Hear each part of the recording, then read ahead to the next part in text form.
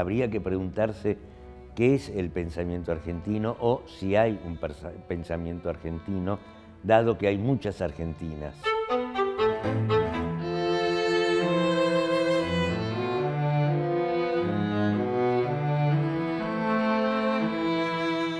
Esos pensamientos están caracterizados, o mejor dicho, dependen de variables tanto geográficas como culturales como históricas. En ese sentido, el pensamiento argentino o el pensamiento que circula en este país es una cosa absolutamente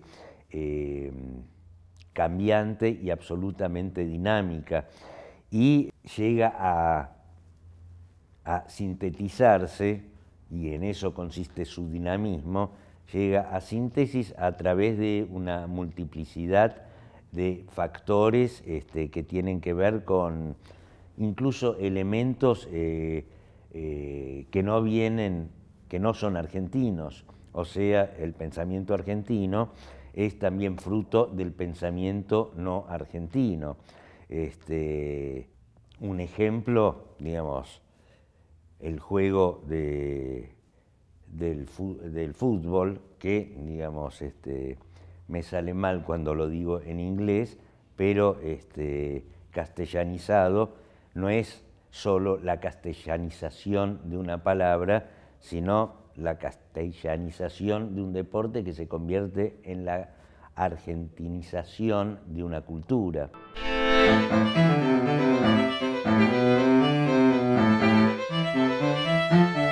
La palabra seguridad, que es ciertamente una palabra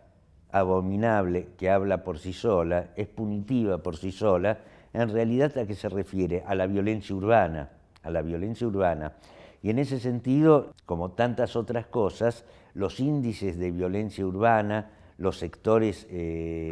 marginales de la sociedad que se dedican a la violencia urbana o, mejor dicho, al delito, los sectores no tan marginales que pertenecen al mundo del crimen organizado, que son los que gerencian tanto la violencia urbana como la seguridad, son fruto de determinadas variables económicas y políticas. En tal sentido, digo que la palabra seguridad es abominable porque funciona en base a lo que se conoce como el derecho penal del enemigo, ¿no? O sea, no existe una relación entre la justicia y la población basada en el derecho y basada en los derechos.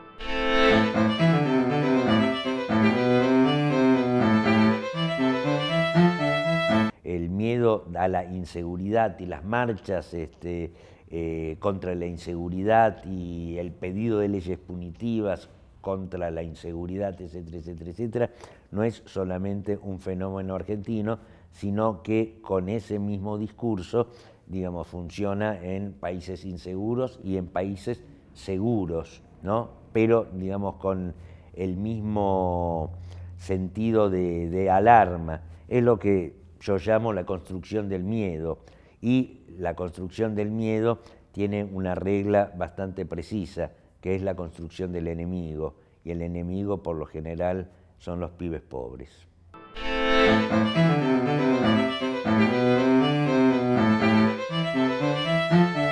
Este país, que fue, digamos, yo diría a nivel mundial, un laboratorio del terrorismo de Estado, porque, digamos, la dictadura argentina hizo escuela al punto de que en el aspecto fáctico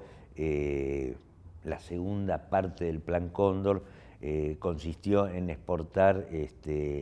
técnicos en tortura a los países de América Central y de participar activamente en otros golpes de Estado como el de García Meza en Bolivia, sumado al hecho que durante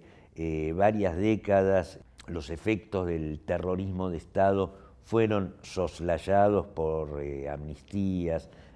por leyes de perdón, por la obediencia debida, por el punto final y todas esas cosas, de golpe y porrazo, y por un porrazo político, por cierto, Argentina se termina convirtiendo en un verdadero ejemplo de la lucha por la verdad, por la justicia y también por la memoria.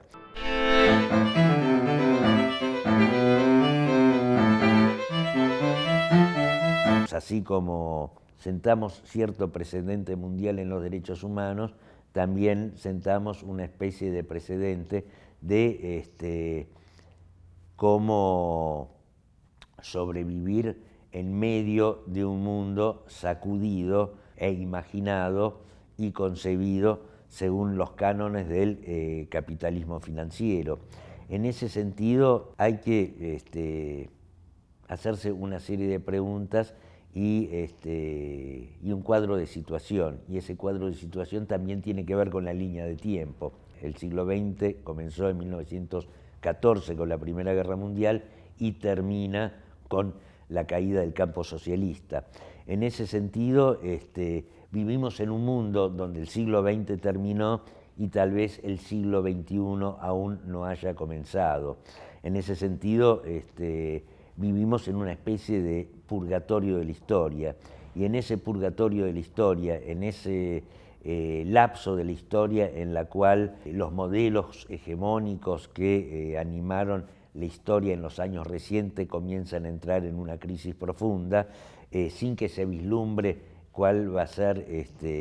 la solución establecida o la sucesión establecida a este estado de cosas, se dan procesos muy interesantes en los cuales Argentina, precisamente a partir del año 2001, después de la crisis del 2001, y digamos profundizada por el gobierno que accedió al poder en el año 2003, de algún modo sienta una especie de precedente muy adecuado a las necesidades de América Latina, al punto de que en simultáneo otros procesos de países que en la década del 70 todos ellos estaban bajo el dominio de dictaduras militares y bajo la construcción de una estructura social y económica neoliberal, comienzan a sentar las bases de lo que algunos llaman el socialismo del siglo XXI.